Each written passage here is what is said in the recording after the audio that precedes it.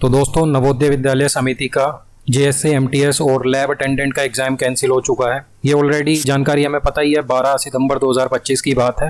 पिछली वीडियो आपने देखी होगी इस चैनल पर, जिसमें मैंने बताया था कि किस तरीके से हमें डीओपीटी में और एनवीएस को कंप्लेंट करनी चाहिए।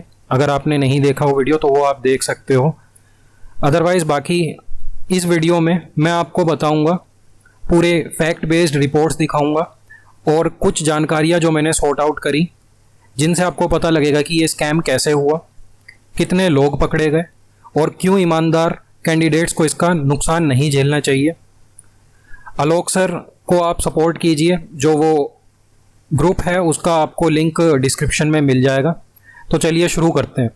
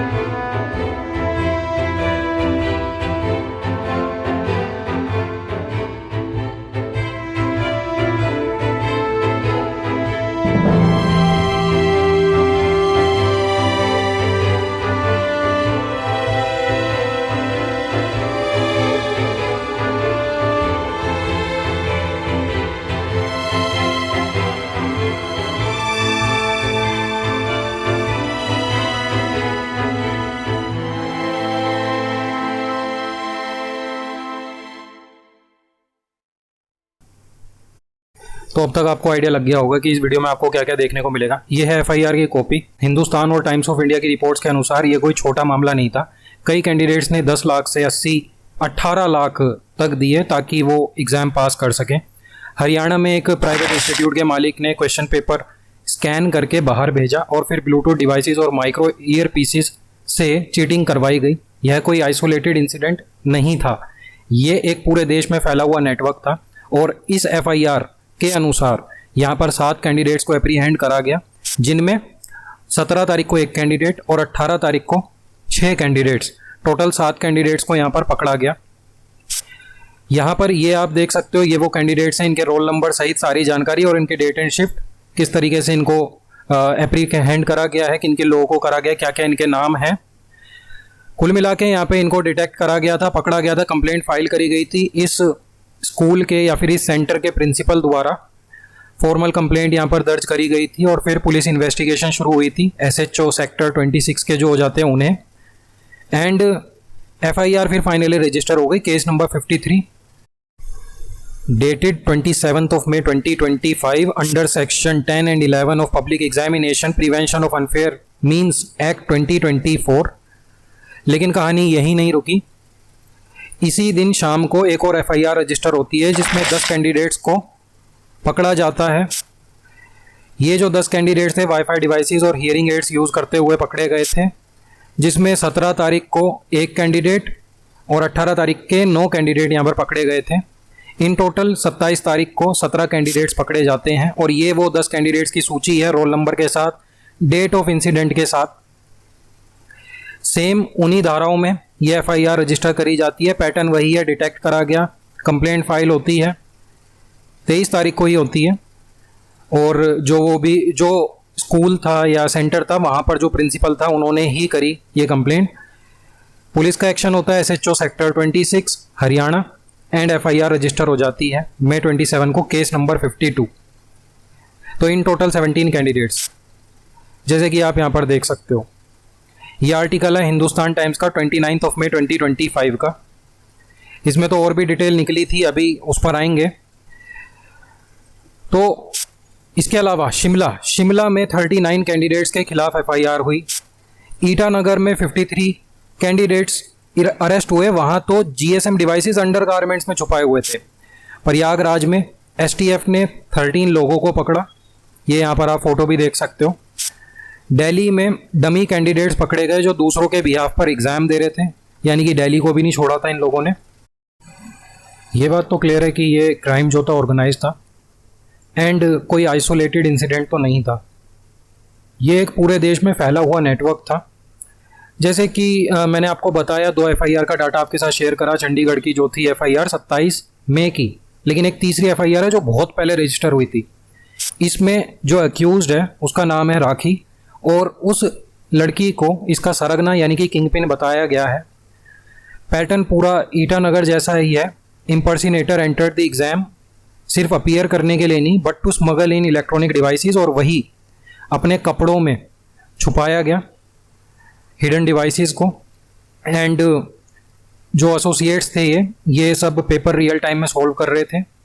17 लोग तो पहले ही पकड़े गए थे जैसे कि हमें पता है, और कैंडिडेट्स यहाँ पर पे कर रहे थे 10 से लेकर 18 lakh to secure exam.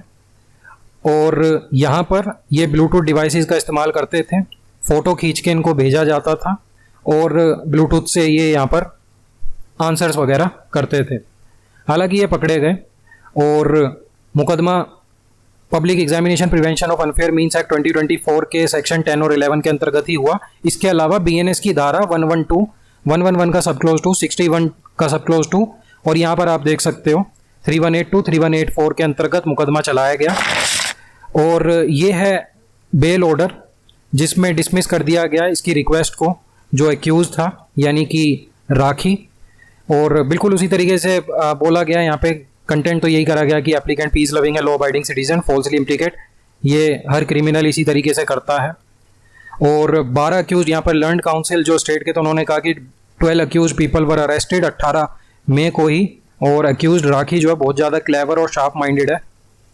Moreover crime जो है crime committed heinous in nature है, और प्रेजेंट बेल एप्लीकेशन इस वजह से डिसमिस कर दी गई।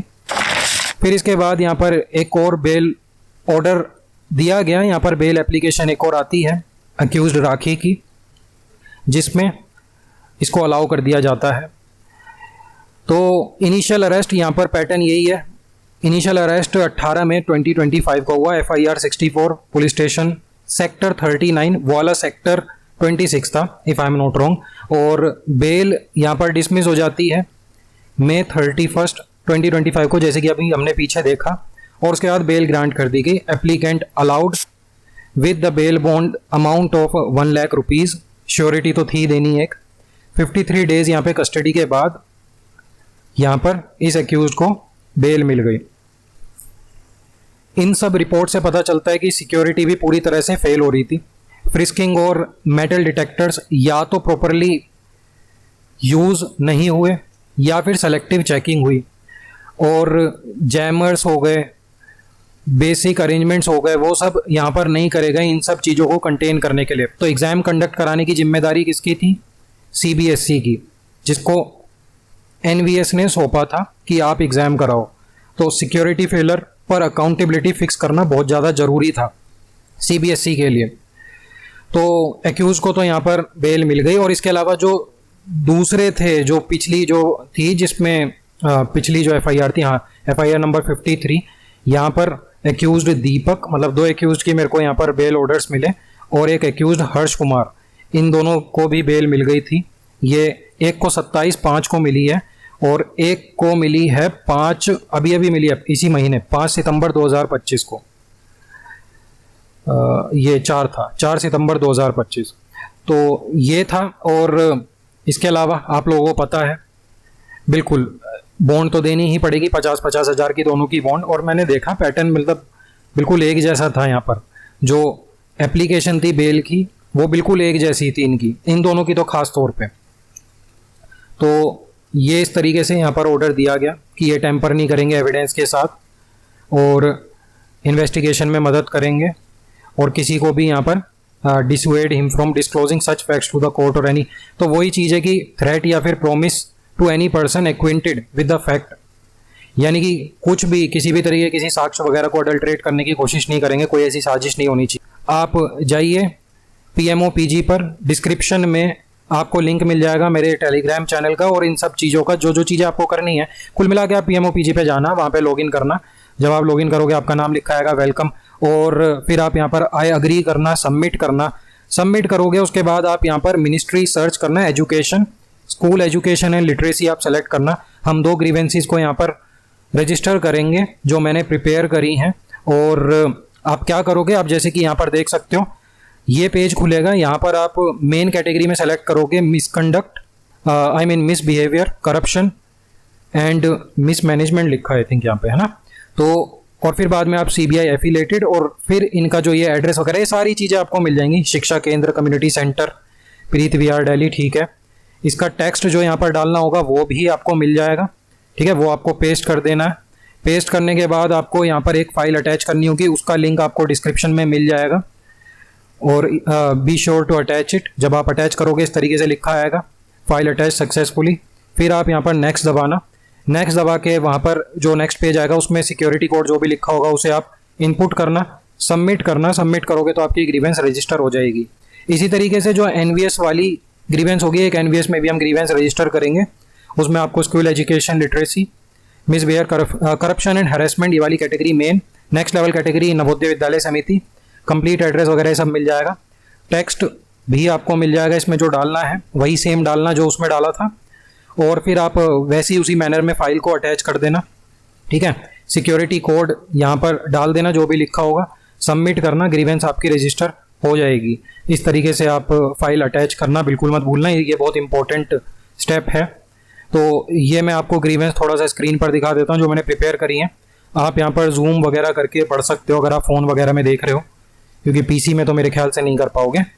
खैर, इसका आपको पूरी PDF मिल जाएगी। सेम ही चीज़ें हैं, मैंने यहाँ पर यही बातें बोली हैं कि NVS यहाँ पे इशू करे, रिटर्न क्लैरिफिकेशन की री एग्जामिनेशन होगा या फ्रेश नोटिफिकेशन इशू होगी विद टाइमलाइन, क्योंकि एम्बिग्युइटी बहुत ज़्यादा हो रही है। और यहाँ पर मैंने ये भी बात बोली थी कि कैंडिडेट्स जो हैं ये भी अपीयर करता है यहाँ पे कि फ्रिस्किंग मेटल डिटेक्टर यूनिफॉर्मली हर किसी पे यूज़ नहीं हुई, जैमर्स डिप्लॉय नहीं हुए ठीक से, जिसकी वजह से ऑर्गेनाइज्ड चीटिंग अलाउ हुई और ये सिचुएशन यहाँ पर आई।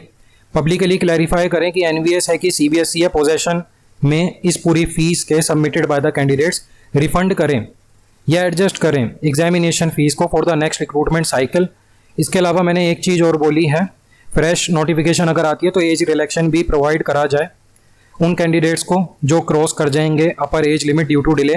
FIR और इन्वेस्टिगेशन रिपोर्ट बिल्कुल वही जो मैंने पीछे कहा, जो रिक्वेस्ट हमें करनी है कि ये पब्लिक करी जाए, बहुत ज़रूरी है ये, और डिस्क्लोज करी जाए फाइंडिंग्स ऑन सिक्योरिटी लैप्सेस की, ताकि अकाउंटेबिलिटी यहाँ पर तय करी जा सके ऑफिशियल्स पर जो रिस्पॉन्सिबल थे इन लैप्सेस के लिए।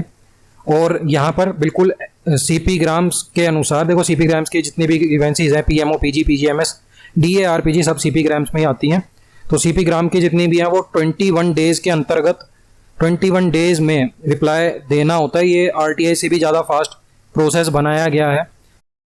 और इसके अलावा हाँ, जो ये जो हो जाता है यहाँ पे एनक्लोजर्स, NVS का कैंसिलेशन नोटिस, ट्रांसक्रिप्शन 12/9/2025 की, आपने तो एक छोटा सा पोर्शन ही देखा है, ये पूरा लगाया है इसमें। हिंदुस्तान टाइम्स की रिपोर्ट जिसमें राखी नाम की लड़की का जिक्र है, king pin, and copy FIR की 0052 एंड 0053 डेटेड 27 मई 2025। और CBSE वाली भी सेम ही है, इसमें कुछ ऐसा नहीं है, मोर और लेस सेम ही है दोनों ग्रीवेंसेस। और बिल्कुल मैंने एक RTI भी लगाई है, जैसे कि आप यहाँ पर देख सकते हो। मैंने यहाँ पर कहा है कि ऑफिशियल ऑर्डर नोटिस ये आज ही लगाई है। एक RTI मेरी 27 अगस्त की थी, तो वो टाइम पीरियड भी अब एग्जॉस्ट होने वाला है। तो आप समझ सकते हो कि 27 सितंबर तक उसका जवाब आ जाना चाहिए। 27 अगस्त से 30 दिन आप लगा लो, ठीक है, इतना ही होगा। तो वो चीज़ें हैं। और यहाँ पर ऑफिशियल ऑर्डर है, सर्कुलर, यहाँ पर decision on the re examination of the NVS recruitment 2024। खैर, जो मेरी पिछली RTI थी वो इतनी सक्सेसफुल क्या होगी, मतलब एग्जामिनेशन कैंसिल वगैरह का ही पूछा था तब क्योंकि ये चीज़ें नहीं आई थी ना, तो वो है। जॉब वाली RTIs में मैंने ये सब पॉइंट मांगे हैं, आप यहाँ पर पढ़ सकते हो। इनको मैं दोबारा यहाँ पे देख के पढ़ के क्यों बेकार आपका टाइम बर्बाद करूँ, अगर आप पढ़ना चाहो पढ़ सकते हो। बाकी दोस्तों, thank you so much for watching. मिलते हैं किसी दूसरे वीडियो में। आई होप आपको ये वीडियो हेल्पफुल रहा होगा। एक्शन लीजिए, लिंक आपको डिस्क्रिप्शन में मिल जाएंगे और पिन कमेंट में भी मिल जाएंगे। Thank you so much for watching. जय हिंद।